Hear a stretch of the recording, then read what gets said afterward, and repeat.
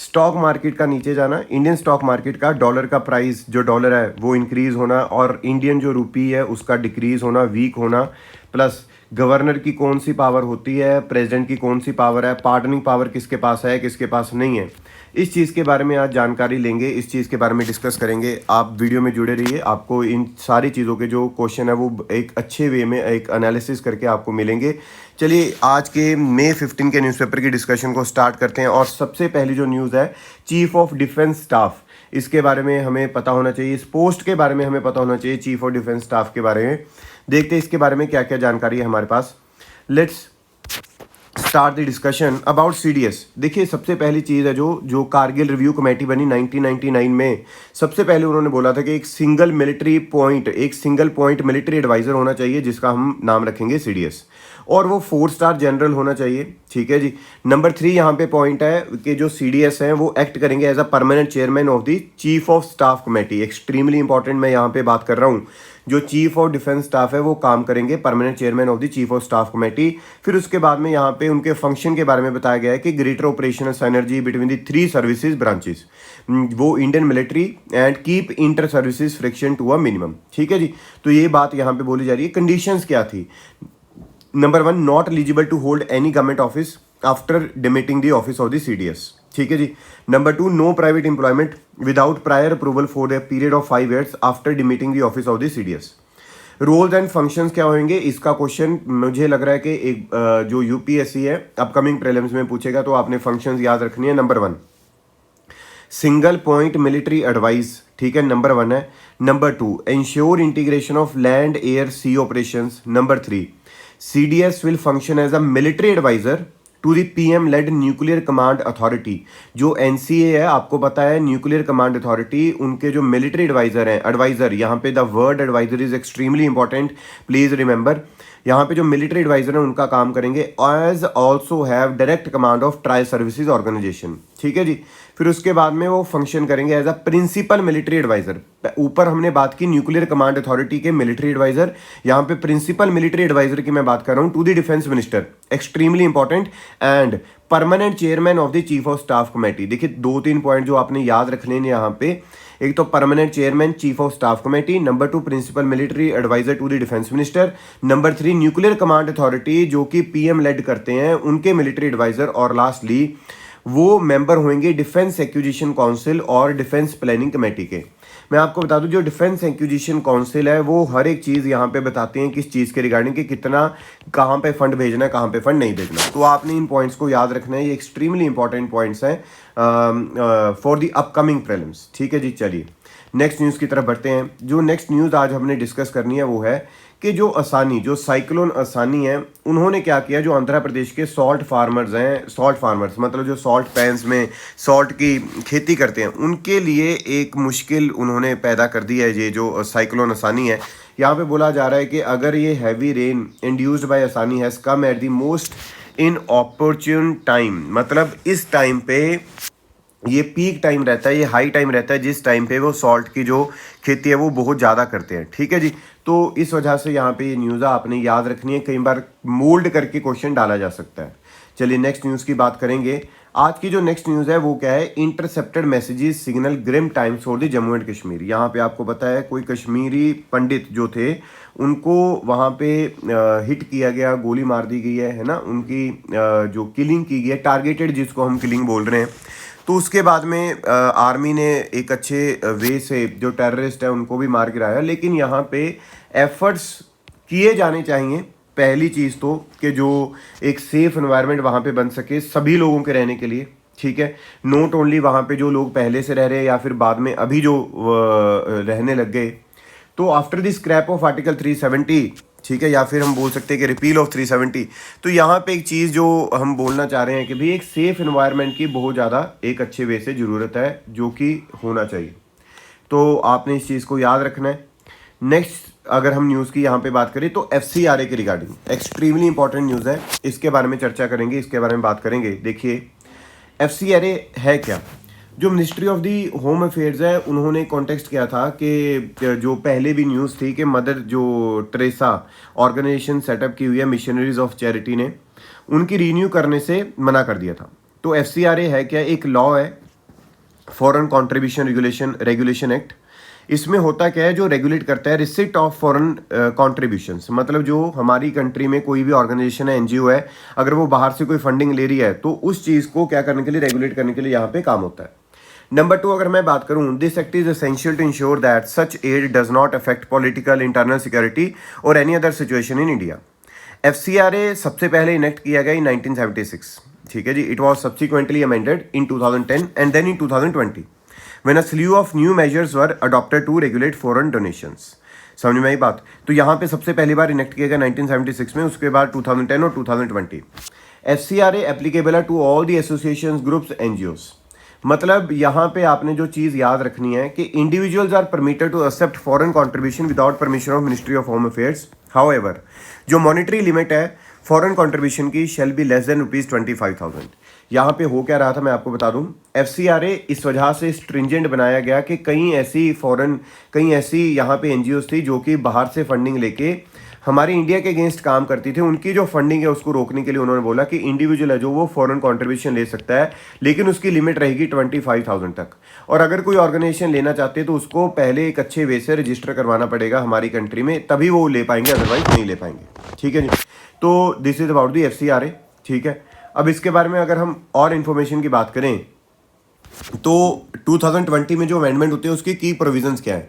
Number 1, prohibition कर दिया गया कि एक्सेप्ट नहीं कर सकते फॉरेन कंट्रीब्यूशन को। अंडर द एक्ट ये बोला जा रहा है कि कोई भी फॉरेन कंट्रीब्यूशन, कोई भी जो NGO है वो नहीं ले पाएगी अगर वो एक अच्छे वे से रजिस्टर्ड नहीं है मिनिस्ट्री ऑफ होम अफेयर्स के साथ में।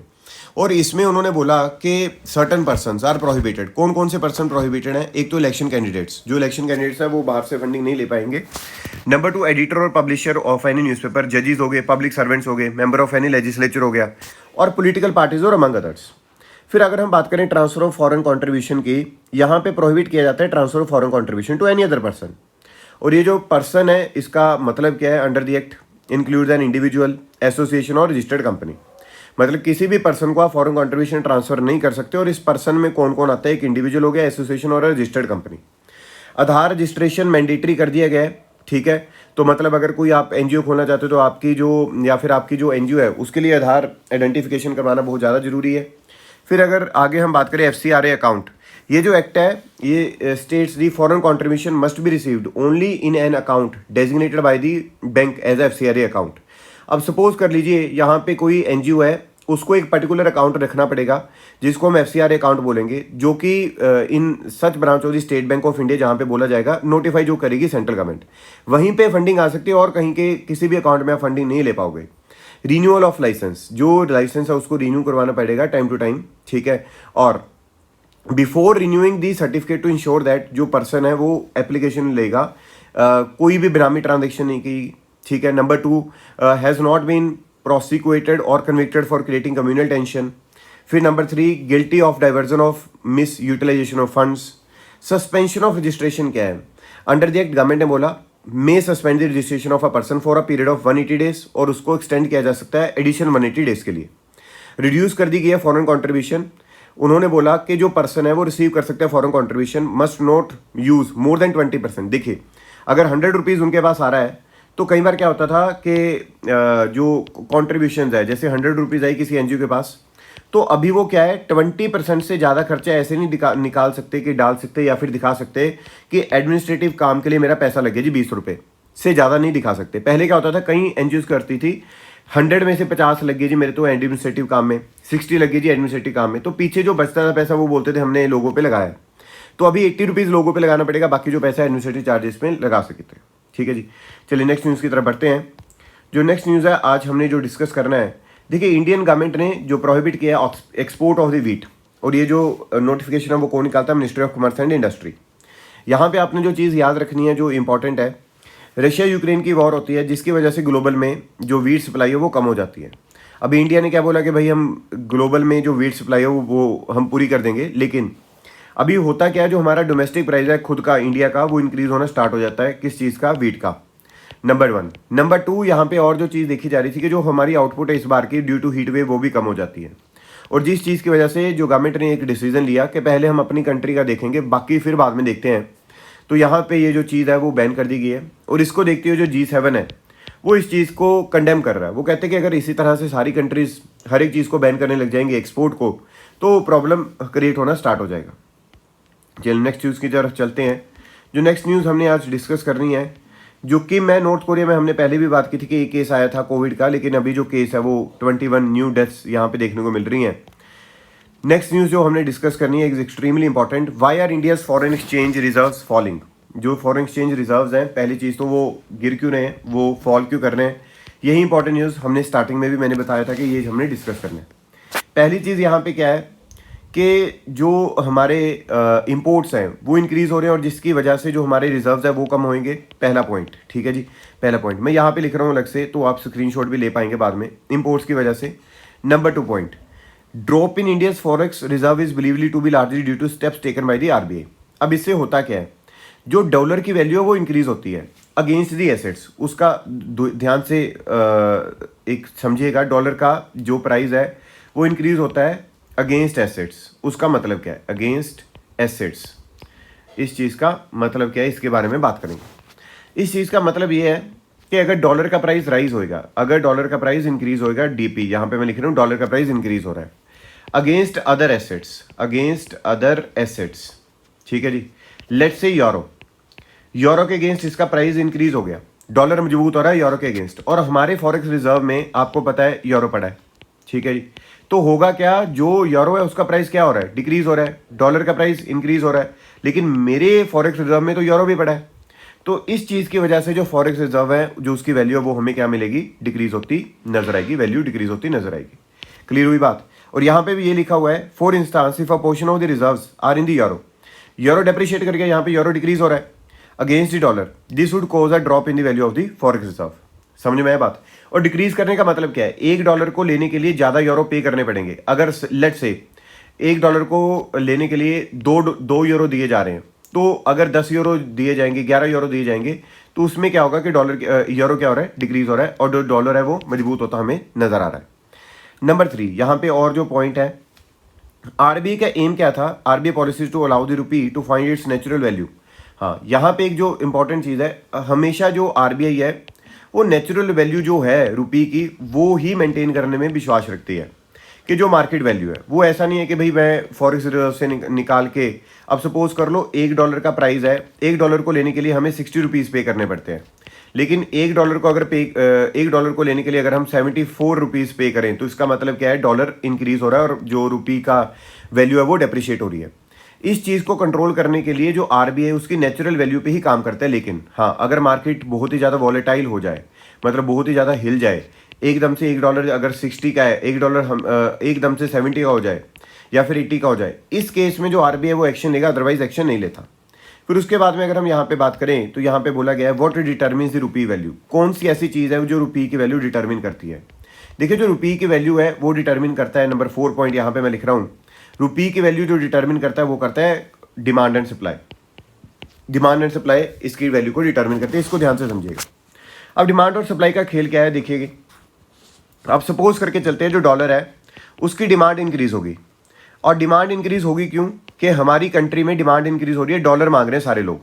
वो क्यों मांगेंगे, क्योंकि हमने इंपोर्ट करना है ज़्यादा, और आपको आज की डेट में पता है जो क्रूड ऑयल है वो महंगा हुआ पड़ा है। तो जितनी डॉलर की डिमांड इंक्रीज होगी, डिमांड इंक्रीज, सप्लाई हमारे पास क्या है, सप्लाई हमारे पास कम है, तो उससे जिस चीज़ की डिमांड इंक्रीज होती है आपको पता है वो क्या हो जाता है, एप्रिशिएट हो जाता है। ठीक है जी, एप्रिशिएट हो जाता है, मतलब जो डॉलर है वो क्या हो जाएगा, यहाँ पे मजबूत हो जाएगा, स्ट्रांग हो जाएगा, मजबूत हो जाएगा। ठीक है जी, पहली चीज़। नंबर टू यहाँ पे क्या आता है, उसी के कॉन्टेक्स्ट में अगर डॉलर हमारी मार्केट में काफ़ी ज़्यादा हो, ठीक है जी, डॉलर हमारी मार्केट में क्या हो, एम्पल अमाउंट में हो, यहाँ पे मतलब उसकी जो सप्लाई है वो क्या हो, इंक्रीज वे में हो, और डिमांड है जो वो नॉर्मल रहे या फिर डिक्रीज वे में रहे, तो उससे क्या होगा, जो डॉलर का प्राइस है वो क्या हो जाएगा, डॉलर क्या करेगा, डेप्रिशिएट करेगा। मतलब इस केस में जो $1 है वो आपको 70 रुपीज़ का मिल रहा है, अगर फोर्स है ना, लेट से इमेजिन, तो यहाँ पे $1 आपको 60 रुपीज़ का मिलेगा, ऑब्वियसली, क्योंकि डॉलर यहाँ पे डेप्रिशिएट कर रहा है। तो यहाँ पे कंडीशन क्या बन रही है हमारी, पहले वाली, जो डॉलर है उसकी डिमांड इंक्रीज होगी, यहाँ पे डॉलर की डिमांड इंक्रीज होने से ऑब्वियसली जो डॉलर है वो एप्रिशिएट कर रहा है। ठीक है, इसी वजह से $1 का प्राइस 74-76 के नज़दीक जा रहा है। ऑन दी अदर हैंड यहाँ पे होता क्या है, जो यूएस का सेंट्रल बैंक है, मतलब जो यूएस फेडरल रिजर्व है, जो यूएस का आरबीआई एक तरह से। अब यूएस के आरबीआई ने क्या किया, यूएस के सेंट्रल बैंक ने या फिर यूएस फेडरल रिजर्व ने यहाँ पे इंटरेस्ट रेट को क्या कर दिया, यूएस में इंटरेस्ट रेट को इंक्रीज कर दिया। अब इंटरेस्ट रेट जब इंक्रीज की उन्होंने, तो जितना भी माल डॉलर हमारी इंडियन मार्केट में डाला हुआ था लोगों ने, उन्होंने क्या किया, यहाँ से खींचना स्टार्ट कर दिया, यहाँ से निकालना स्टार्ट कर दिया और कहाँ पे डालना स्टार्ट कर दिया, यूएस में। अब एक साइड पे एक कंडीशन, तो नंबर 1 कंडीशन यहाँ पे ये बन रही है कि जो डॉलर की डिमांड है वो इंक्रीज हो रही है मार्केट में, और दूसरी कंडीशन यहाँ पे क्या बनती दिखाई दे रही है हमें कि जो डॉलर है जो हमारी इंडियन मार्केट से निकाला जा रहा है। तो इस चीज़ों को देखते हुए, इन चीज़ों को देखते हुए हमें एक जो चीज़ समझ में आनी चाहिए कि डॉलर है जो वो हमारी मार्केट में बहुत ज़्यादा क्या हो रहा है, डिक्रीज वे में चल रहा है। तो इसकी सप्लाई अगर डिक्रीज होएगी, तो मैंने आपको क्या बताया, तो जो अगर डॉलर की सप्लाई डिक्रीज होएगी, डिमांड इंक्रीज होएगी, तो यहाँ पे हमें क्या पता चलेगा, यहाँ पे हमें ये पता चलेगा कि जो डॉलर है वो एप्रिशिएट होगा, मतलब इंक्रीज होता हमें दिखाई देगा। ऑन दी अदर हैंड जो रुपीज़ है वो डाउन होता दिखाई देगा, क्योंकि जो रुपीज़ की जो डिमांड है वो डिक्रीज होती हमें दिखाई दे रही है। ठीक है जी, तो ये एक फिनोमेना रहता है, आपने इसका स्क्रीनशॉट्स ले लेने हैं, ठीक है, या फिर इसकी जो स्क्रीनशॉट की फोटोज़ हैं वो हम अपने टेलीग्राम चैनल सिविल्स विद आकाश पे डाल देंगे। चलिए नेक्स्ट न्यूज़ के बारे में बात करेंगे, पार्डन एंड रिमिशन के बारे में। पार्डन एंड रिमिशन और इसको देता कौन है, ये कॉन्टेक्स्ट क्या है। यहाँ पे कॉन्टेक्स्ट ये है कि तमिलनाडु की गवर्नमेंट है जो, उन्होंने वहाँ पे कन्विक्ट्स थे राजीव गांधी असैसिनेशन केस के, और उन्होंने बोला था कि इनको क्या कर दो, रिलीज़ कर दो करके। गवर्नर को उन्होंने बोल दिया कि रिलीज़ कर दो, लेकिन गवर्नर ने क्या किया, उनको रिलीज़ करने का काम है जो वो किस पे डाल दिया, प्रेसिडेंट पे। तो अभी ये बोला जा रहा है कि ये चीज़ है जो रिलीज़ करने वाली बात जो की जा रही है यहाँ पे, कि ये चीज़ क्या ऐसा कर सकते हैं गवर्नर के प्रेसिडेंट के पास इस बिल को रोक दिया जाए। तो ये सुप्रीम कोर्ट के पास अभी केस जाएगा, इसका कोई डिसीजन नहीं है, लेकिन पार्डनिंग पावर के बारे में हमें पता होना चाहिए। देखिए, एक आर्टिकल 72 है और दूसरा आर्टिकल क्या है, 161। तो ये दोनों के पास जो प्रेसिडेंट और गवर्नर है उनके पास पार्डनिंग पावर रहती है, लेकिन इनमें डिफरेंस क्या है, बहुत ही ज़्यादा मेजर डिफरेंस है, बहुत इंपॉर्टेंट है, प्रीलिम्स पॉइंट ऑफ व्यू से बहुत ज़्यादा इंपॉर्टेंट हो जाता है। तो आपने ध्यान से सुनना है, इसको ध्यान से समझना है। पहली चीज़, जो प्रेसिडेंट जी हैं वो पार्डन कर सकते हैं, रिप्राइव कर सकते हैं, रिस्पाइट कर सकते हैं, रेमिट कर सकते हैं, सस्पेंड कर सकते हैं और कम्यूट कर सकते हैं दी पनिशमेंट और sentence of any person convicted of an offence against a central law. अगर कोई भी बंदे ने सेंट्रल लॉ के खिलाफ कुछ भी किया है और उसको कन्विक्ट किया गया है, तो उसके लिए प्रेसिडेंट के पास पावर है पार्डन करने की, रिप्राइव करने की, रिस्पाइट, रिमिट, सस्पेंड और कम्यूट दी पनिशमेंट और sentence of any person convict of any offence against a central law. और ऑन दी अदर हैंड यही सारी पावर्स किसके पास है, गवर्नर के पास पावर है अगर कोई भी चीज़ होती है स्टेट लॉ पे। ठीक है जी। नंबर 2, एक्सट्रीमली इंपॉर्टेंट, जो प्रेसिडेंट है वो पार्डन कर सकते हैं, रिप्राइव, रिस्पाइट, रिमिट, सस्पेंड और कम्यूट अ डेथ सेंटेंस। अगर किसी को डेथ सेंटेंस मिली हुई है वो भी तब भी कर देंगे, और he is the only authority जो कि पार्डन कर सकते हैं डेथ सेंटेंस को। मैं डेथ सेंटेंस की बात कर रहा हूं, वैसे सारी पावर गवर्नर के पास भी है, लेकिन डेथ सेंटेंस की पावर किसके पास है, ओनली प्रेसिडेंट के पास। Number 2, he cannot pardon death sentence, जैसे हमने बात की यहाँ पे, इवन चाहे स्टेट लॉ ने प्रेस्क्राइब कर रखा है वहां के death sentence for death sentence, power to grant death sentence जो है, पार्डन करने की पावर डेथ सेंटेंस के लिए वो सिर्फ और सिर्फ किसके पास है, प्रेसिडेंट के पास, नॉट गवर्नर। लेकिन जो गवर्नर है वो डेथ सेंटेंस को क्या कर सकते हैं, सस्पेंड कर सकते हैं, रिमिट कर सकते हैं, कम्यूट कर सकते हैं। ठीक है, तो आपने याद रखना है कि डेथ सेंटेंस के लिए अगर क्वेश्चन आ जाए कि कोई पावर नहीं गवर्नर के पास, वो बिल्कुल गलत है। Governor is having power death sentence वाले केस में भी, लेकिन उसका डेथ सेंटेंस वाले केस में पार्डन नहीं कर सकते। पार्डन का मतलब है कंप्लीट के खत्म, कोई जरूरत नहीं है अब, लेकिन वो क्या कर सकते हैं, सस्पेंड, रिमिट और कम्यूट कर सकते हैं। Number 3, he can grant pardon, reprieve, respite, suspension, remission or commutation in respect to punishment, sentence by a court martial, मतलब मिलिट्री कोर्ट। लेकिन इस तरह की जो पावर है वो गवर्नर जी के पास नहीं है। तो आपने आर्टिकल 72, आर्टिकल 161 याद रखना, और ये डिफरेंस ही इंपॉर्टेंट है जिसके लिए क्वेश्चन पूछा जाएगा, सीधा क्वेश्चन कभी नहीं पूछेंगे। तो आपने इस चीज़ को प्रॉपर वे में याद रखना है। ठीक है जी। And this topic related to, obviously आपको अब तो पता लग गया होगा सिलेबस का, GS2। चलिए नेक्स्ट न्यूज़ की तरफ बात करेंगे। अगर कोई न्यूज़ इंपॉर्टेंट है, यस, मिल्की वे। मुझे लगता है कल या परसों के न्यूज़पेपर में हमने डिस्कस किया था मिल्की वे के बारे में, इवेंट होराइजन के बारे में या फिर होरिजोन के बारे में। यहाँ पे 2020 में Andrea Ghez and Reinhard Genzel were given the Nobel prize for showing that there existed at the centre the Milky Way at an extremely heavy invisible object that pulls masses towards it and causes them to speed up enormously. तो यहाँ पे ये जो statement है, पहले जो Nobel prize winner थे 2020 में, उन्होंने बोला था कि एक मिल्की वे है, सिंपल लैंग्वेज में देखते हैं कि मिल्की वे है, मिल्की वे के कहते बीच में बिल्कुल सेंटर में एक इनविजिबल ऑब्जेक्ट है, उन्होंने बोला था ये। और उन्होंने बोला वो इनविजिबल ऑब्जेक्ट है जो, वो बहुत ही ज़्यादा मतलब उसमें एक्सट्रीमली हैवी इनविजिबल ऑब्जेक्ट है जो कि पुल करता है, मतलब उसका एक ग्रेविटेशन पुल है जो कि दूसरे जो ऑब्जेक्ट्स है उसकी जो स्पीड है उसको इंक्रीज कर देता है। अभी यही चीज़ किसने देखी? इवेंट होराइजन टेलीस्कोप ने। उन्होंने बताया, मतलब उन्होंने टेलीस्कोप ने बताया यहाँ पे कि भाई यहाँ पे इमेज ऑफ द रीजन, ये इसका नाम रखा है सेजिटेरियस है। ये रीजन क्या है? Believe to host a super massive black hole of about 4 million times the solar mass. There have been other possibility put forth by the researcher in this context, but that of supermassive black hole is most likely one. और भी बोला जा रहा है कि कुछ और हो सकता है, लेकिन ये क्या है? सुपरमैसिव ब्लैक होल है। इस चीज़ का पता कैसे चला?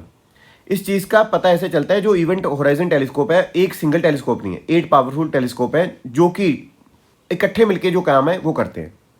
अब इसमें एक जो टर्म है जो बहुत इंपॉर्टेंट GS3 में पूछी जा सकती है साइंस एंड टेक्नोलॉजी में इन दी अपकमिंग प्रीलिम्स, वो क्या है? Black hole shadow. ये होता क्या है? देखिए वो बोलते हैं, देखिए ब्लैक होल हम देख तो नहीं सकते, लेकिन ब्लैक होल है जो उसके gas moving around the black hole emits light, जो ब्लैक होल के इर्द गिर्द, ठीक है जी, अराउंड जो गैस मूव कर रही हैं, है ना, वो कुछ लाइट एमिट करती हैं, और उससे हमें पता क्या चलता है? विच टेक्स कर्व्ड पाथ और around the black whole this leaves a central dark portion, मतलब जो पोर्शन है ये सेंटर वाला वो डार्क रह जाता है, ये वाला जो लाइटन अप हो जाता है पोर्शन, जो कि गैसेस वहाँ पे काम करती हैं, और इसी चीज़ को हम क्या बोलते हैं? Shadow of the black whole. और इसी वजह से हमें पता चल रहा है, इवेंट होराइजन बोलता है कि भाई ये क्या है? Black hole. तो ये किस थ्योरी को आगे लेके जा रहा है? थ्योरी ऑफ रिलेटिविटी, जो कि किन्होंने दी थी उस टाइम में, मतलब अ ग्रेट साइंटिस्ट आइंस्टाइन ने, ठीक है। तो इस वजह से अब देखते हैं आगे और क्या क्या इस पे रिसर्च होती है, और क्या क्या अपडेट्स आती है, क्या क्या डेवलपमेंट्स होती है, उसके बारे में चर्चा करते रहेंगे। तो आगे अगली न्यूज़ की तरफ चलते हैं। अगली न्यूज़ आज के लिए कोई भी नहीं है, तो आपने इस न्यूज़पेपर को जो वीडियो है उसको लाइक करना है, चैनल को सब्सक्राइब करना है, और आगे शेयर भी कर सकते हैं आप वीडियो अगर आपको अच्छी लग रही है।